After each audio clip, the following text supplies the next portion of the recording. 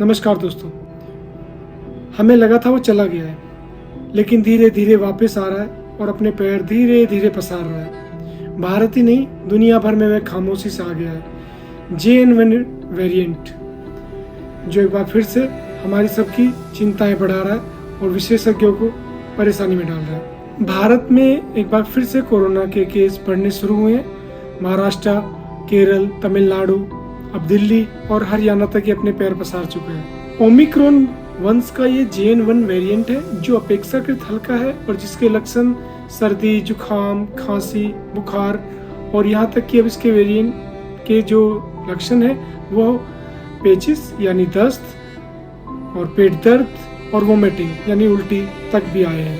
इन लक्षणों का होने का कारण कमजोर इम्यूनिटी यानी रोग प्रतिरोधक क्षमता का कम होना, या मौसम में होने वाले अचानक से होने वाला ये जो परिवर्तन है, और ह्यूमिडिटी जो आर्द्रता है, वो इसका कारण। हम बात इस वेरिएंट से बचाव की करते हैं, जो इस मौसम में, बदलते हुए मौसम में एक नया वेरिएंट आया है। इसका हम बचाव कैसे करेंगे? योगा चिकित्सा के माध्यम से मैं आपको बताऊंगा कि मुलेठी एक लकड़ीनुमा हर्ब है, जो हर्ब इसके रोग प्रतिरोधक क्षमता को बढ़ाने में बहुत अच्छा काम करेगी। इसके साथ ही आप उसमें ऐड करेंगे बड़ी इलायची, आधा टीस्पून दोनों को लेना है और 1 कप पानी में बॉईल करके जब तक वो आधा ना रह जाए तब तक उसको उबालना है, और ठंडा होने के बाद उसको सुबह खाली पेट आपको सिप सिप कर पीना है। ये आपकी कमजोर इम्यूनिटी को एकदम से स्ट्रॉन्ग करेगा, लेकिन इसको आपको कंटिन्यू लेना होगा।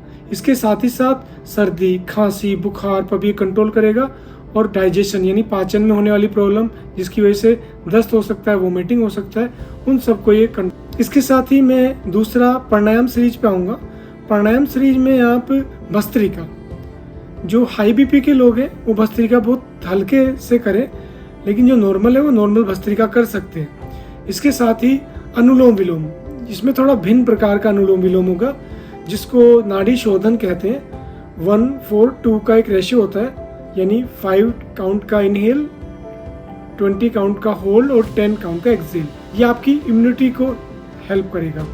मैं आपको एक बार फिर से बताऊंगा कि अगर आपको कोरोना के इस नए वेरिएंट से बचना है, तो आपको अपनी इम्यूनिटी यानी रोग प्रतिरोधक क्षमता को अप करना होगा, स्ट्रॉन्ग करना होगा, जिसके लिए आप इन दोनों ऑप्शन को जो मैंने अभी बताए आपको, आप दोनों को अप्लाई कर सकते हैं, और इनका बहुत अच्छा प्रभाव इस संक्रमण से आपकी रक्षा करेगा।